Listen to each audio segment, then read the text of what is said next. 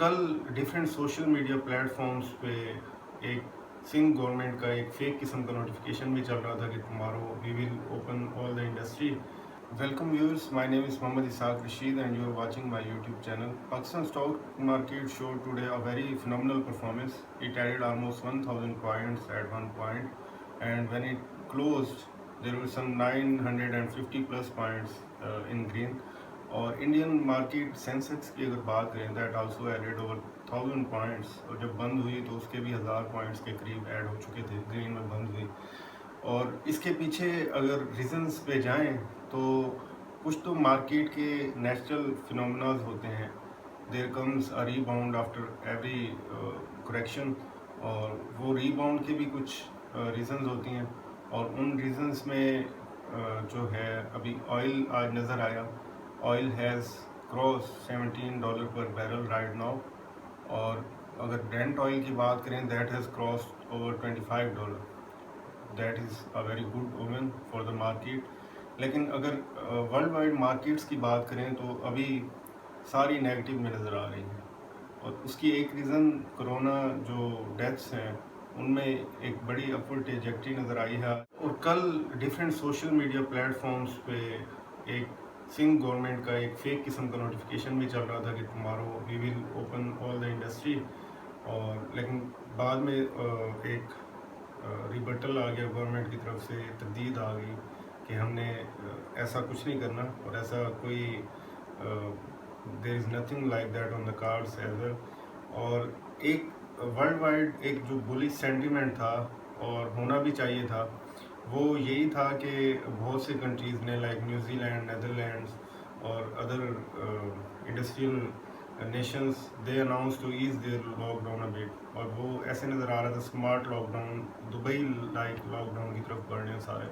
ये बड़ा मार्केट्स के लिए अच्छा साइन था, ट्रेड ओपन हो गई सारा कुछ. एक और पॉजिटिव डेवलपमेंट ये हुई कि आज पाकिस्तान में पेट्रोलियम जो प्रोडक्ट्स हैं उनमें बड़ी ज़बरदस्त कमी नज़र आई है जो कि बड़ी अनप्रेसिडेंटेड है इस लेवल पे. ख़ास तौर पे जो हाई स्पीड डीज़ल है उसको पेट्रोल के बराबर पहली बार देखा है इतना बराबर लाया गया. तकरीबन ₹1 से भी कम का फ़र्क रह गया पेट्रोल में और उसमें. और वो 81-80 पे आ गया तो बड़ी अच्छी बात है.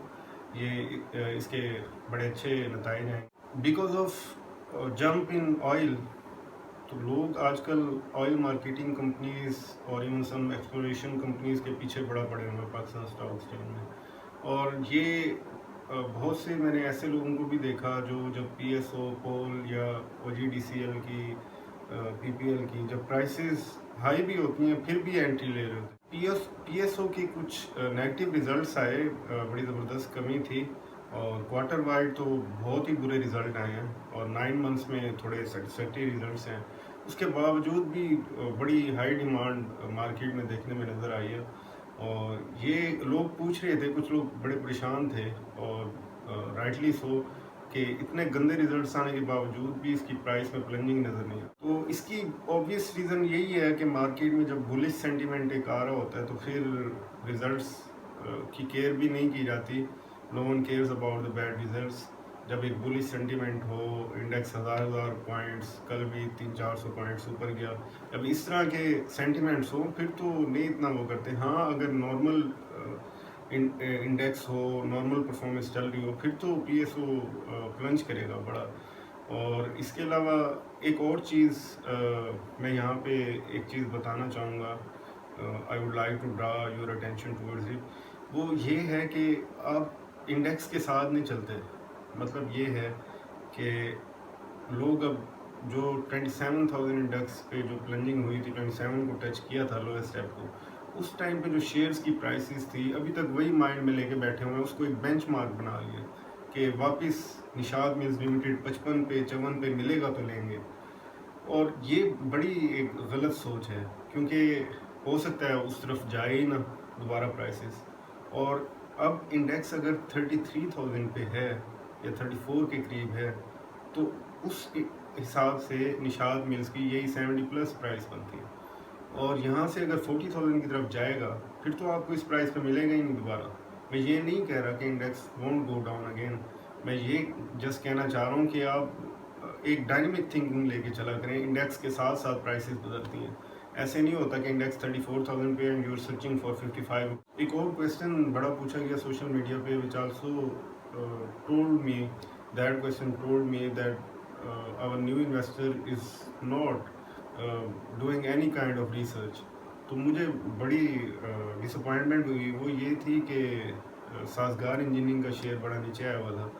तो लोग रीज़न्स पूछ रहे हैं, लोगों को ये पता ही नहीं था कि इन्होंने राइट शेयर इशू किया है 40 रुपीज़। उस वजह से भी इसके शेयर की प्राइस 90 के लगभग ही और इसी रेंज में बनती है।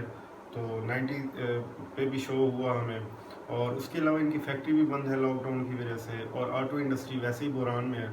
मैं ये नहीं कह रहा कि ये वापस 200 पे 150 पे ये इस तरह नहीं जाएगा, बिल्कुल जाएगा। बड़ा अच्छा शेयर है और इसका फ्री फ्लोट भी जस्ट 35% है। और इसके जो सेठ हैं, ऐसे कह रहे हैं ओनर हैं, उन्होंने बड़ा इसे मैनिपुलेट और करके प्राइसेस इसके ऊपर ही रखते हैं। बड़ी डिमांड बनाई हुई है इस शेयर की। तो इनके ऑपरेशंस भी बड़े स्टेबल, बड़े अच्छे हैं, रिक्शे इनके बहुत चलते हैं। तो लेकिन अभी जब आपको पता है ऑपरेशंस बंद हों, ना चल रही हो, प्रोडक्शन ना चल रही हो, तो फिर ऐसी प्लंजिंग आती है, हो सकता है और नीचे चला जाए। लेकिन अगर आपने 80s में या 90s में उठाया हुआ है और आप लॉन्ग टर्म इन्वेस्टर हैं, then you have nothing to worry about. आप आराम से फिर घबराएं ना, आराम से रखें इसे, क्योंकि इसकी जो अभी क्वार्टरली रिजल्ट्स आए हैं वो as compare to previous results they are far better. तो लॉन्ग टर्म आउटलुक इसकी मुझे अभी भी अच्छी नज़र आ रही है। तो कैश अगर आपने रखा हुआ है, जैसे कि मैं आपको हर सेशन में एडवाइस करता हूँ कि ऑलवेज प्रिजर्व योर कैश। एक पोर्शन हो 20-25% या जितना भी कैश हर सिचुएशन में आपके पास पड़ो, तो फिर तो आपको you have nothing to worry about. फिर आप जहाँ मर्जी चला जाए इंडेक्स, आप एवरेज कर सकते हैं। और फिर लोग ये पूछ रहे थे कि कहीं ना कहीं तो कैश खर्च करना होता है ना। तो जब इंडेक्स ऊपर जा रहा हो, people are confident about it, और ऐसे 5-7 दिन तेज़ी हो बड़ी ज़बरदस्त किस्म की, उस वक्त आपके कोई ना कोई शेयर्स टारगेट मीट कर रहे होते हैं, तो फ़ौरन सेल करके कैश पे आ जाया करें। नॉट ऑल योर इन्वेस्टमेंट, कुछ स्पेसिफिक शेयर्स जो आपके टारगेट मीट कर रहे हो। और जब 4-5 दिन मुसलसल मंदी हो, नेगेटिव हो, इंडेक्स प्लंजिंग आ रही हो ज़बरदस्त किस्म की, उस वक्त ज़रूर बाय किया करें। और ऐसे ही जब इंडेक्स स्टेबल हो, उस वक्त तो इतनी ज़्यादा बाइंग नहीं बनती होती। तो यहीं पे हम मार खाते हैं कि जब इंडेक्स ऊपर जा रहा होता है, जैसे आज 1000 पॉइंट्स प्लस हुआ, उस वक्त बाय करने की कोशिश कर रहे होते हैं। जब लास्ट वीक इंडेक्स डाउन हो रहा था, तब बाय नहीं कर रहे थे, तब पैनिक कर। अब ज़रा PSO के रिजल्ट्स, ये पाकिस्तान स्टेट ऑयल जो कि PSO है, इसके रिज़ल्ट्स की स्क्रीन पे अब हम आ गए हैं। सबसे पहले क्वार्टर एंडेड रिज़ल्ट्स की बात करते हैं, क्योंकि यहाँ पे जो अर्निंग पर शेयर है वो लास्ट ईयर जो सेम क्वार्टर था 2019 में, जो वहाँ पे 3.57 थी, प्रॉफिट में थी। अभी लॉस पर शेयर आया, वो भी इट्स अ मैमथ लॉस, यानी बहुत ज़्यादा लॉस है, और -7.30 है। तो देखते हैं अभी ये सेल्स हैं, और सेल्स में थोड़ी सी कमी है क्वार्टर ऑन क्वार्टर। अगर देखें 288 या 285 क्वाइट एक्सेप्टेबल है। और यहाँ पे नेट सेल्स की फ़िगर आ रही हैं, सेल्स टैक्स वगैरह निकाल के यहीं से स्टार्ट कर लेते हैं। 246 थी मिलियंस में, अभी 244 है, एक्सेप्टेबल है बिल्कुल। अब यहाँ पे मेन यहाँ पे फ़र्क पड़ रहा है, वो ये है कि कॉस्ट ऑफ जो सेल्स है वो 238 थी 246 नेट सेल्स के अगेंस्ट, और यहाँ पे 242 है। यानी कि सेल्स भी कम हो रही है नेट, लेकिन कॉस्ट ऑफ सेल्स बढ़ रही है। तो यहाँ पे मेन हमारा फ़र्क पड़ा। और ये 7 थी, जो ग्रॉस प्रॉफिट है ये 7 था लास्ट टाइम, अभी 2.4 पे आ गया। लास्ट टाइम ऑलमोस्ट 8 था, 7.8। इसके बाद अगर अदर इनकम देखें, जो रेगुलर इनके ऑपरेशंस के अलावा दूसरे सोर्सेज से इनकम है, वो बढ़ रही है, दैट इज़ सेटिस्फैक्ट्री। और इसके अलावा ऑपरेटिंग कॉस्ट पे आ जाएं, जो ये सेल इनकर करने में इनकी एक्सपेंसेस होते हैं, तो यहाँ पे भी it's a cause of concern कि 2.1 थी, अभी 2.3 हो गई है। आल्दो सेल्स कम हो रही हैं, लेकिन ये खर्चे बढ़ रहे हैं। और उसके बाद ये एडमिनिस्ट्रेटिव एक्सपेंसेस भी बढ़ रहे हैं, और इसके अलावा ये अदर एक्सपेंसेस हैं, ये नेगेटिव में चले गए। It's a good thing. लेकिन ये जो मेन खर्चे कंट्रोल करने में अपने फेल हुए हैं, इस वजह से ये तकरीबन बहुत नीचे चला गया। 6.2 था, अभी ऐसे कह लें 0.379 है प्रॉफिट फ्रॉम ऑपरेशंस। और ये फाइनेंस कॉस्ट है 2.9 थी, 3.9 हो गई है, बढ़ गई है। But we can afford to overly look this figure. तो उसकी रीज़न ये है कि फाइनेंस कॉस्ट आने वाले जो होंगे क्वार्टर्स उनमें it would be significantly reduce because of 9% जो ऑलरेडी हम आ चुके हैं 9% पे, and further cut is also on the cards. तो आई होप के it gets a bigger cut next time. और इसके अलावा जो प्रॉफिट थे लास्ट क्वार्टर में 3.49 थे। अभी जितना प्रॉफिट था लास्ट क्वार्टर में उतना ही लॉस हो गया। तो no wonder we got this figure. तो अभी 9 मंथ्स रिज़ल्ट्स की अगर बात करें तो 9 मंथ्स में that is a good thing कि जो नेट सेल्स से अगर स्टार्ट करें तो ये बढ़ी हुई है। 819 से 887 का जंप है। तो इसी वजह से कॉस्ट ऑफ सेल्स भी बढ़ी हुई हैं, और लेकिन कॉस्ट ऑफ सेल्स कुछ ज़्यादा ही बढ़ गई हैं, जिसकी वजह से despite an increase in net sales हमारा ग्रॉस प्रॉफिट कम हो गया। लेकिन एक्सेप्टेबल है, 23 से 20 इतना फ़र्क नहीं है। लेकिन जो अदर इनकम है वो बड़ी अच्छी बढ़ी हुई है, 3.5 से 8.2 पे आई हुई है। और ऑपरेटिंग कॉस्ट है जो ये यहाँ पे प्रॉब्लम है कि ये बड़ा ज़्यादा जंप है, बहुत ज़्यादा जंप है। 6600 से 8000 पे गया हुआ है।